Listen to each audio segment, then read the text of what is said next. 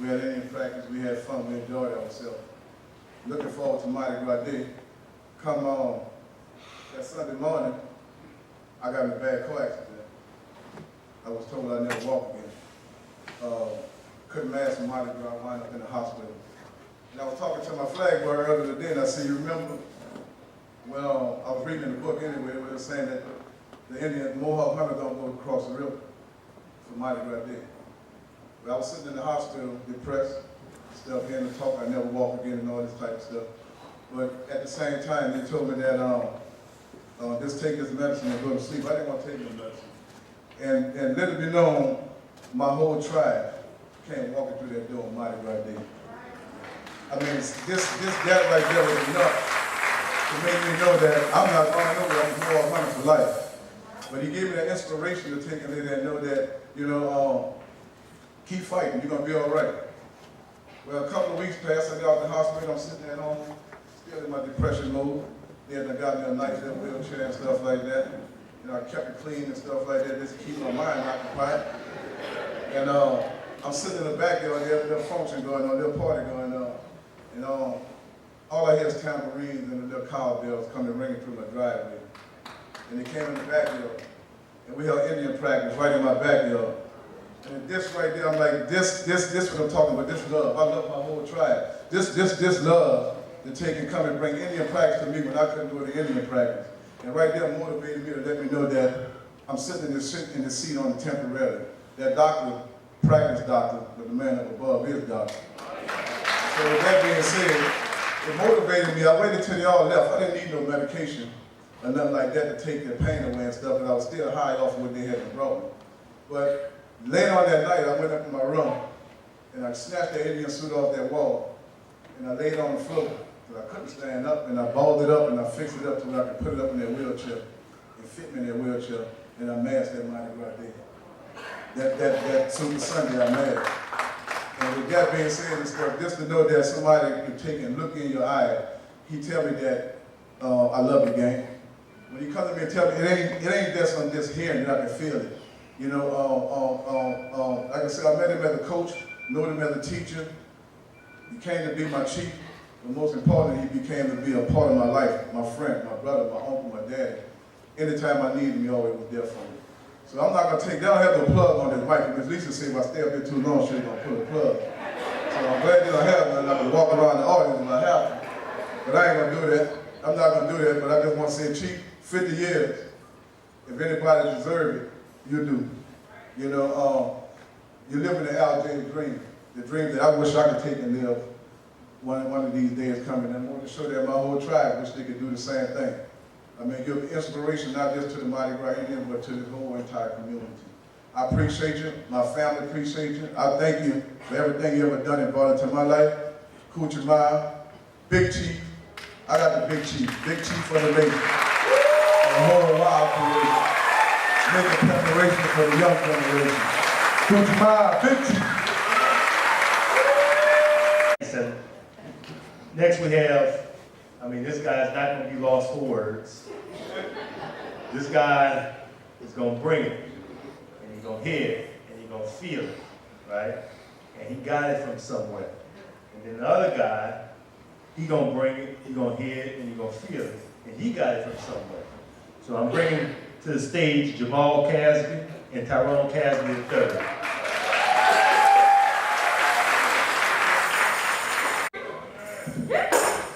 So what's the time limit? All right. Well, gang, you know, Big Chief, who'd you mind? Appreciate y'all out just nice to see everybody. Well, you know, I'm looking at it, I'm thinking about reflections, and I heard many people, you know, they came with their good reflections and, you know, many things that, you know, they had met throughout their life. So, you know, for me, you know, what can I say? All I can say is thank you. As I look in the mirror, I appreciate who I am and the generations that came therefore after him because of him, and my grandfather and those and that great legacy that's put forward. And to reflect is more or less I think I'm a reflection of him. So I think when he see me, he might reflect more on what he used to be or what he has become. So, you know, we're gonna take it like that. But I tell you this much, him being from across the river, you know, we always say how we gonna cross that water and, you know, the bridge that are built. And, you know, it was a poem that I remember from a while ago called Bridge Builder. And it went like this. It was an old man going down the highway, came to an evening cold and gray, to a chasm vast, wide and steep, with waters rolling cold and deep. The old man crossed in the twilight dim. The sun and streams had no fear for him. But when he turned when safe on the other side, he built the bridge to span the tide. Old man, said the fellow here, you wasting your strength with building here. Your journey will end with an empty day. You will never again pass this way. The old man lifted his head, good friend, and the path that was taught to me, to a fair-haired youth, a pitfall may be. He too must cross in the twilight dim. Good friend, I'm building this bridge for him. Thank you.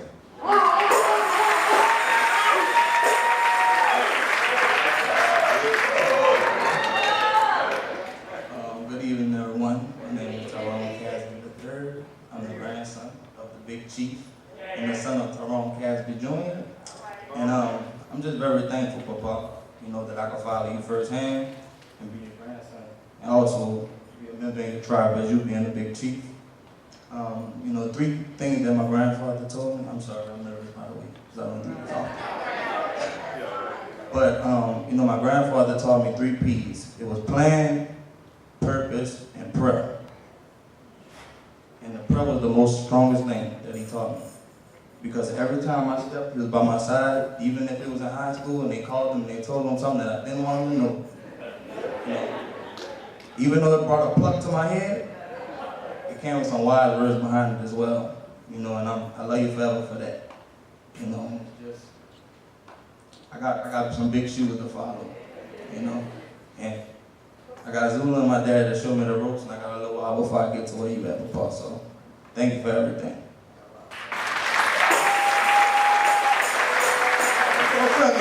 Finish? You thought it was a game? Or they thought I was playing? All right. No, you good enough. You all right. Listen, you reflecting. So, you know, I told y'all say go ahead.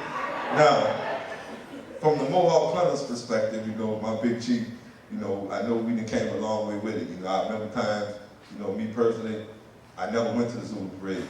I think until 1995, 96. And I went to it, and I wasn't quite impressed. I was impressed, but you know, I'm Zulu now, and this is no paint.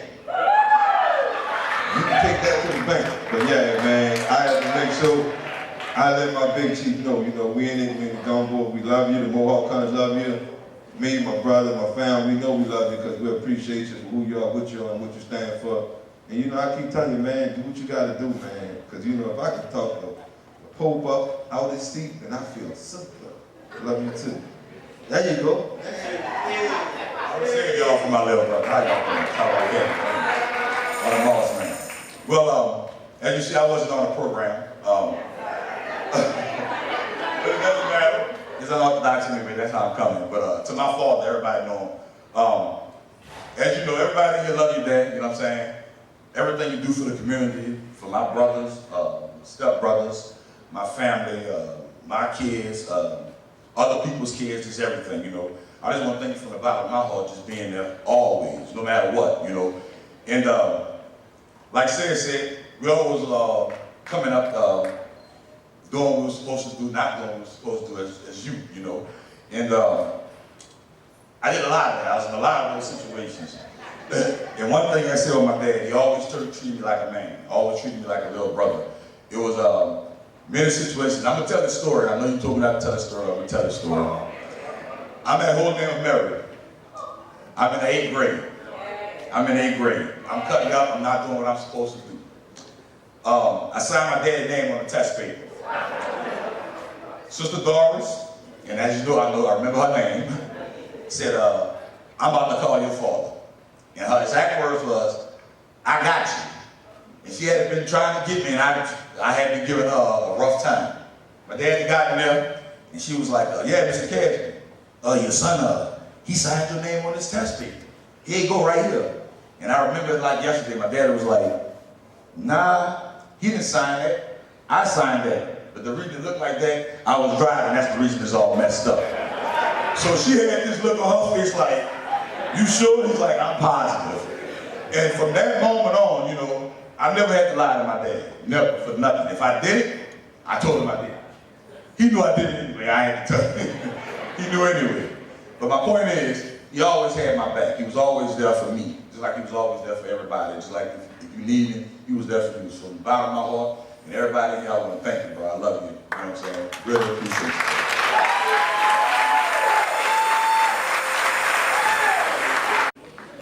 I just want y'all to know,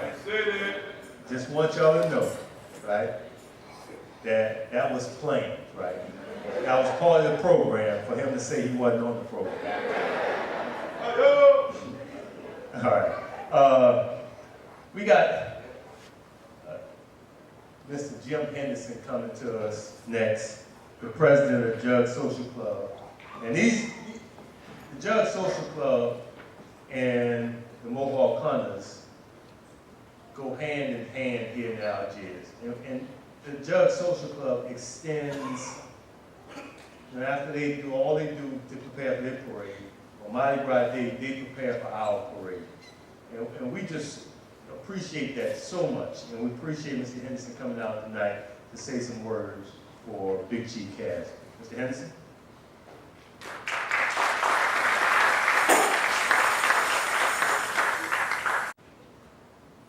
Good evening, all. Mighty Kuda Fire Chief. Chief Casby and I go way back. I sat next to my friend in the audience there, Assistant Principal Shane Williams, and he didn't know that I was a member of the Mohawk Hunters long before Tyrone. I think Tyrone ran on the side, alongside the tribe back then. We had 30-some people in the tribe. Tyrone must have been all of 10 or 11 years old at the time. But he had the spirit even then. But I come to you tonight with greetings, Chief, and congratulations from several points, several vantage points. First being your civic duty and your service with the Algiers Development District. We served on that committee for a while together. I'm still there, but Tyrone and I served, and he did good work. I found him there doing good work. Secondly, from the Algiers Charter School Association, where I served as a member of the trustee board, and we found ourselves in need of a good leader for this very fine institution. And so we had a unanimous agreement. We didn't have a recommendation. It was a unanimous agreement because we all were kind of thinking the same thing. And Tyrone Casby name came up. And so we congratulate you, we appreciate your service from the Algiers Charter Board. The work that you're doing to help develop our young people. There can't be a better service than that type of work. And then finally, as the president of the Jug Social Club, the crew of Namtide, you need to know Tyrone operates Float 15 in the crew of Namtide. So he's not just a Mohawk hunter, he's also a member of the crew of Namtide. But we do share the Mardi Gras spirit here in New Orleans, particularly in Algiers. I remember a time when we had a large Mohawk hunter tribe, and I remember a time we had a small tribe. I walked in tonight with Chief Raphael Parker, who was my chief back then. I haven't seen Wardell Harrison, but he was a very fine chief in his own right. Sidney Francis was also a very fine chief. But I got to give the highest honor to Tyrone Casby for the amount of time he has put in with his staff as big chief of the Mohawk Hunters. Anyone that puts in 50 years of anything, it's a worker when they're getting paid. It's a craftsman when they do it as a labor of love. And so, Chief, I congratulate you. Hope you keep up the good work for 50 more years.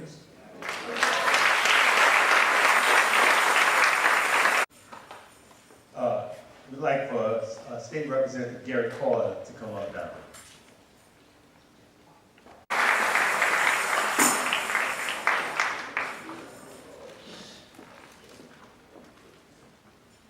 Big Chief, I'm not on the program either, but I can't possibly miss this event.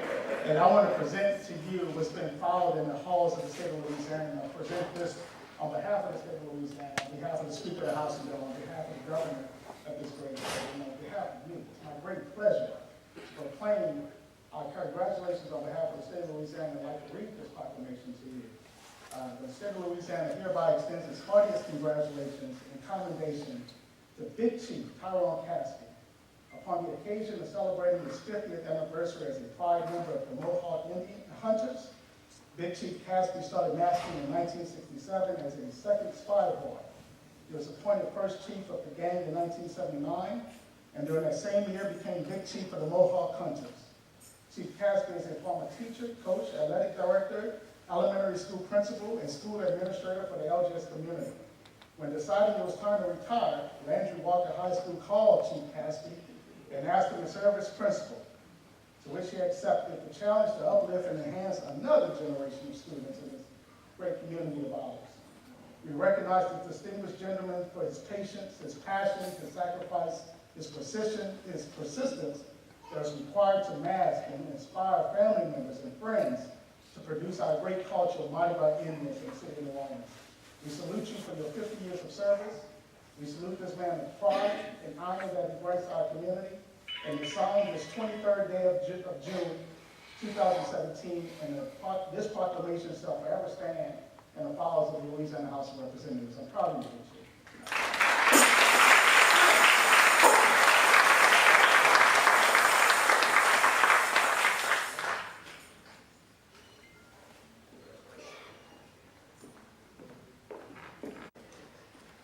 Now we ask Mr. David Casby, nephew of Big Chief Tyrone Casby, to come up and say a few words.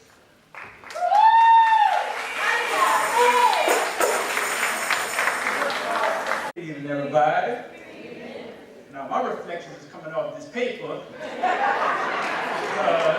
I ain't a good speaker like that, but I'm gonna read off this paper for y'all. How y'all doing? All right. Now, Chief been holding this LGS community now for 50 years. I've been around 20. I'm the water boy of the tribe. That's what I call myself, the water boy. You know what I'm saying? Besides his career, he still had the time, the passion, and put the effort to pop that needle. I said to myself, damn, how you can come out every year and he have a heavy workload? Super Sunday on Sunday, roll call on Monday. That's more than a hobby, it's a marriage. And for me, looking from the outside looking in, I see the passion in his eyes and the joy in his tambourine when he sang.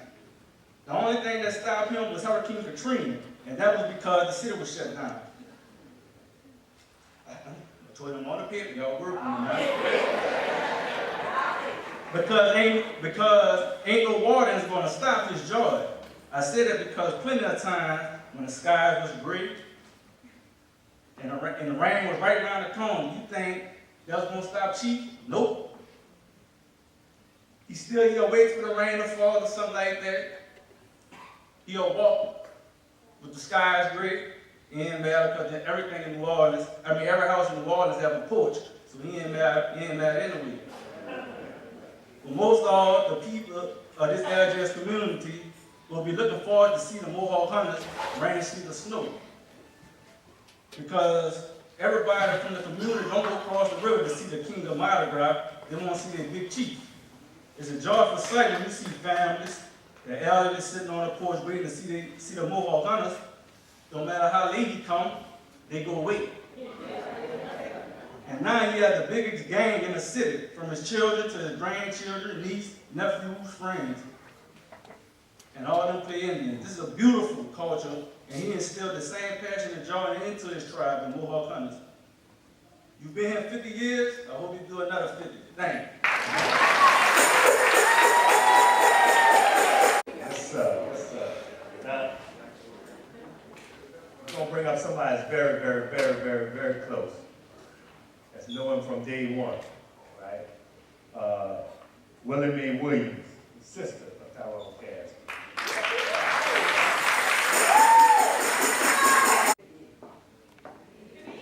Well, oh, y'all had an reflection. Well, I knew him before he knew himself. I started out with him a long time ago. But as far as Indian,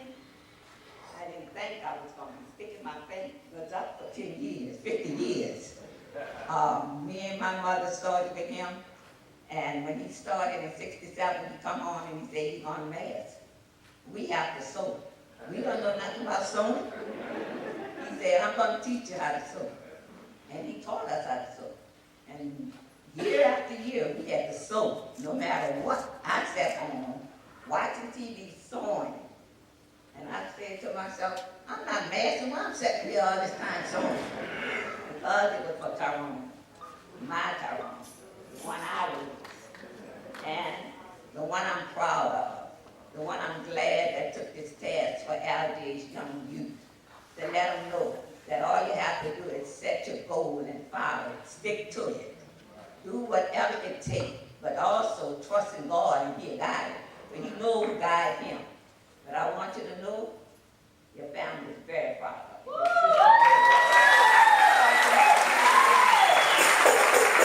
know your mother and your father proud. They smiling, looking at you. But most of all, I want you to know I'm proud of you. And I want you to keep it on. And remember, only what you do for Christ will last.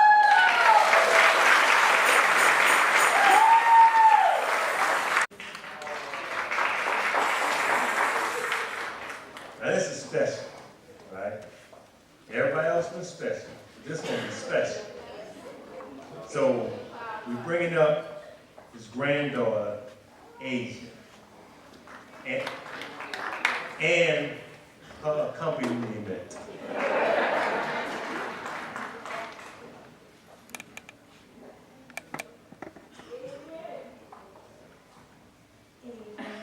We are proud to call you our Papa.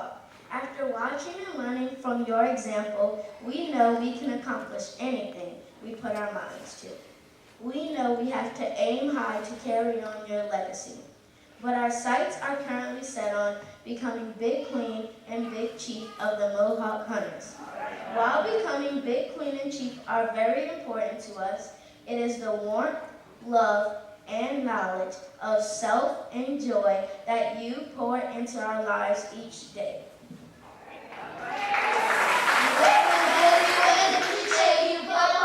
We don't appreciate you, Papa.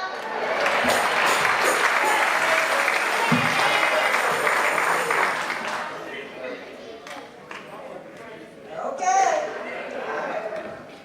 So now, I have to follow that. I have to follow his word. So, Casby. So reflection, my reflection. Don't do that. Don't. Well, we all know you as a man that wear many suits and lots of crowns. We know you as the man that wear the three-piece suit as you lead this great institution that we are in here tonight celebrating with you. We know you're the man on Mardi Gras Day, Super Sunday, that wear the golden crown. But you see, I get to see firsthand how hard you work to accomplish and achieve that goal. Because with you, Casby, failure is not an option. Go ahead, give it to me. Most people would crumble under pressure. Not you. No, not you. You run to pressure. You know, because on Mardi Gras Day, what a person name you're not going to name at what, 12 o'clock midnight, there's pressure.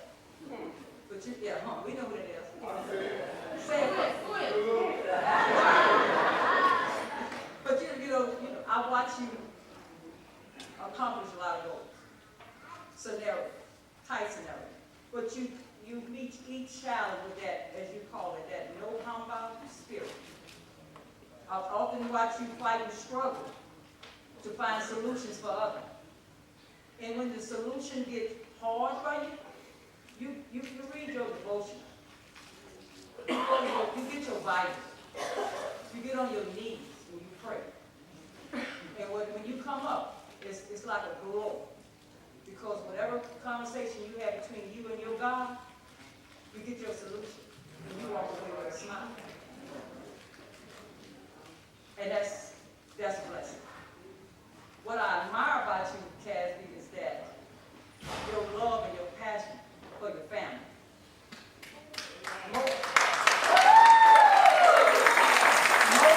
Most people say blood is thicker than water.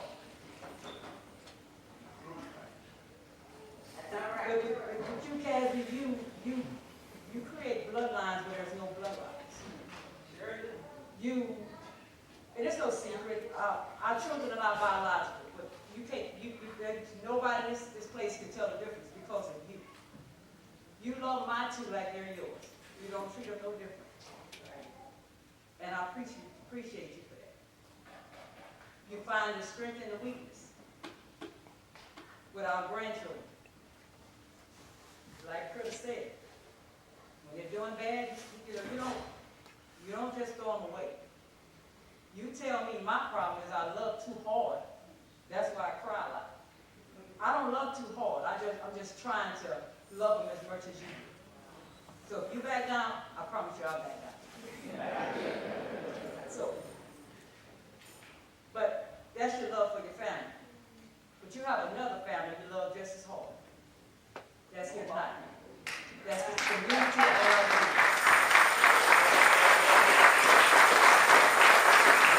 I believe somewhere as a youth, someone told you something or you overheard, you got that little tea from somebody and they said something bad about this community because you fight tooth and nail to try to improve LG. You fight hard. And there's nothing wrong with that.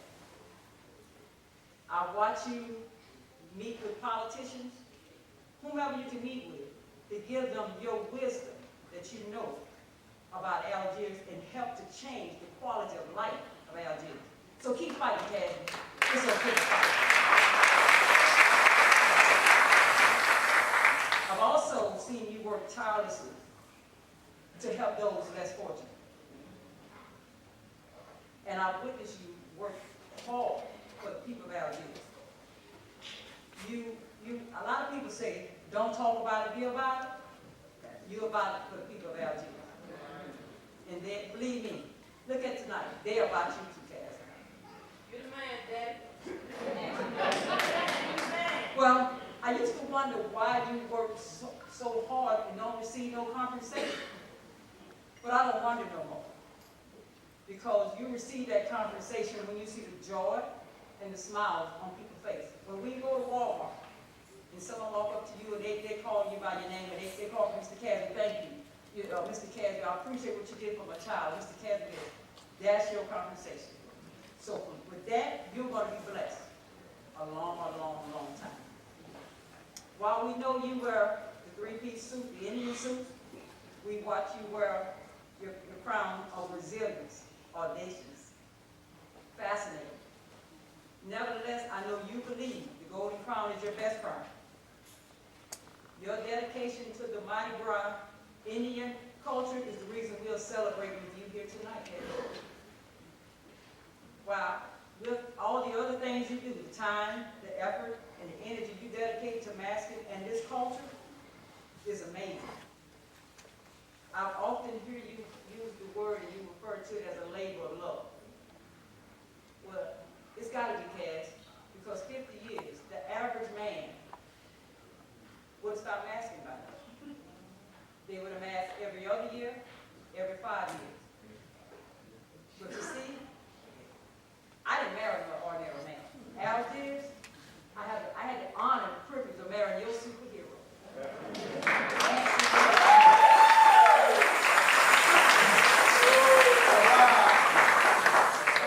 To Algiers, especially what they call the whole, there's tattoos.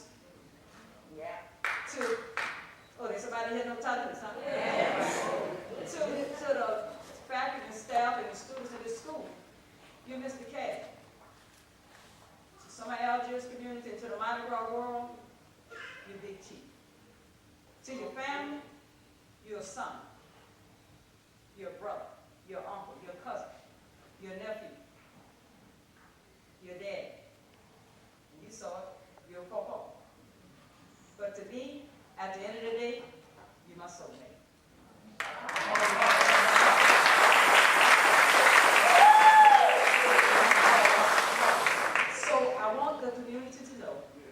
I'm gonna do everything in my power